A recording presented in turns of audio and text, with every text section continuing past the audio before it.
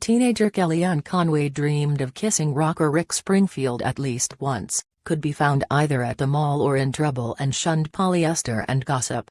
She founded her own polling company and made it all the way to the White House as President Donald Trump's counselor, but Kellyanne Conway once had a much different ambition. Her destiny, she wrote in her high school yearbook, was to kiss Rick Springfield at least once. Now though, 32 years later, it is not clear whether her dream of making out with the rocker ever came true. After all, he sang of how he only wanted Jesse's girl, and Kellyanne ended up as George's wife when she married 16 years after revealing who she really had her heart set on. Conway did have a fling with one showbiz personality. U.S. Senator turned Law and Order actor Fred Thompson were romantically linked in 1998, 3 years before she married. Thompson, who was 25 years older than Conway, died in 2015. Conway went to St. Joseph's Roman Catholic High School in Hamilton, New Jersey. She had other loftier ambitions alongside her crush on Springfield, she wrote in her yearbook. They included, to be on time, to live healthily, wealthily, happily, wisely and to be the best lawyer, wife and mother. She has certainly fulfilled many of those goals. She and husband George Conway have been married for more than a decade and a half and have 4 children. They live in Alpine, New Jersey, one of the richest towns in the country, and she is worth at least $10 million, according to official financial disclosures released by the White House over the weekend. But one of her primary ambitions noticeably fell by the wayside. She now calls herself a fully recovered attorney after giving up the law for a life in politics. Conway was born Kellyanne Fitzpatrick. It was only during her teens that she merged her 2 given names, and even then her name could have been so much different. Her parents were close to calling her Kelly Jo, her father John Fitzpatrick revealed to DailyMail.com in an exclusive interview at his home in Cinnaminson, New Jersey. I wanted Kelly because it sounded Irish and it was going to be Kellyanne or Kelly Jo. But in the end, Kelly Jo sounded a bit too hillbilly, so we went with Kellyanne. At school, she was known variously as Col, Kiki and Blontie, she wrote in her senior yearbook in 1985. Blontie probably only arrived in her senior year. Pictures of her junior year show her hair several shades darker. She also revealed she could normally be found in 2 places, at the mall or in trouble, while her pet peeves were polyester and gossip. Whatever her name, she was a model student. She was her class salutatorian, a cheerleader, a member of the Student Council and Secretary of the National Honor Society, as well as having served on the Float Committee, the Blood Drive Committee, the Ring Ceremony Committee, the Ski Club, the European Club and the Valedictorian Language Club. She even played the wicked stepmother in the school's production of Cinderella. But it was at field hockey she became best known, becoming the highest goal scorer on the school's team, the Wildcats, in 1984. She would never give up, that's the type of person she was, her hockey coach. Kartika revealed to DailyMail.com. I remember her very well. She was always my favorite. I know teachers and coaches aren't supposed to have favorites, but she was, what can I say? There was one moment Kartika remembers fondly.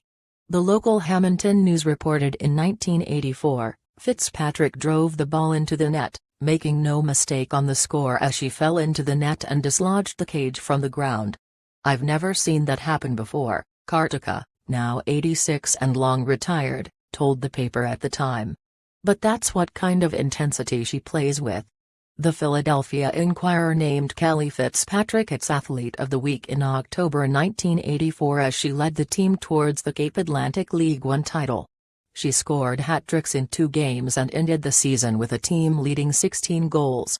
She was outstanding, said Kartika, who was the school's hockey coach for 28 years. She was a perfect student and an outstanding hockey player. I knew then that she could be anything she wanted to be.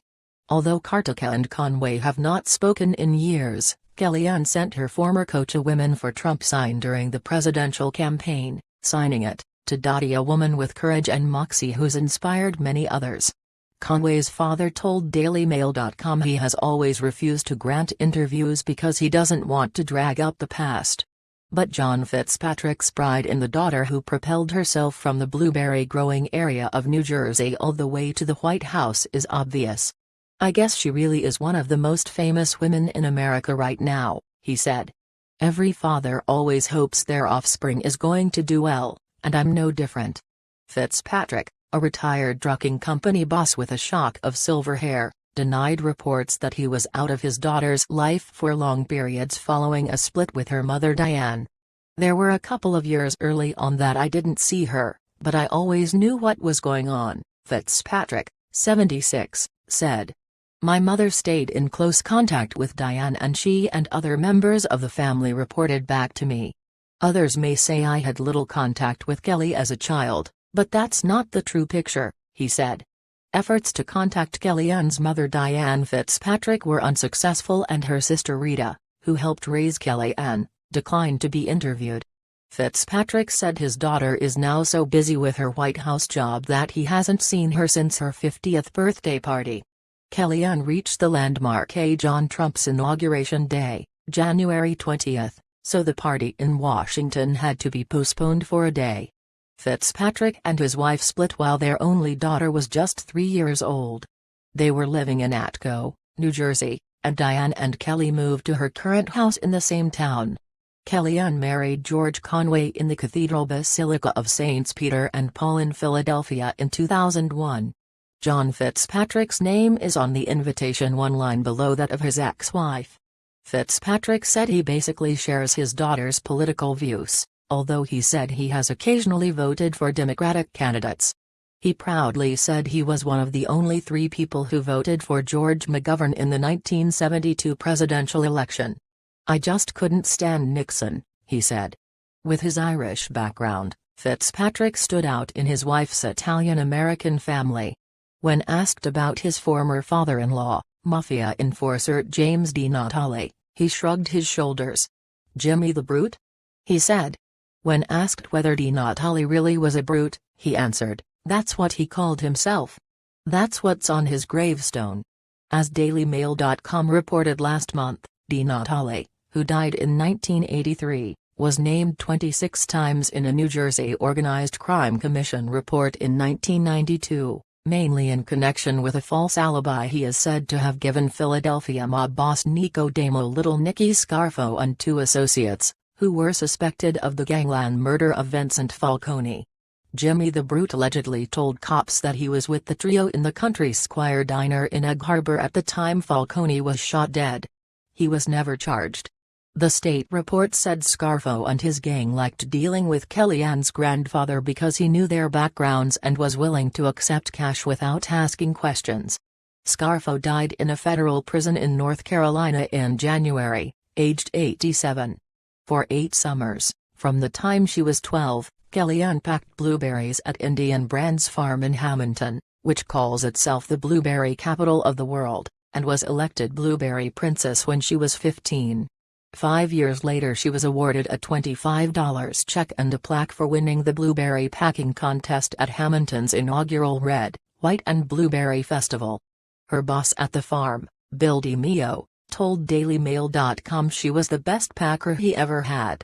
"She was an excellent worker, very dependable," he said. "She was really driven, even from an early age.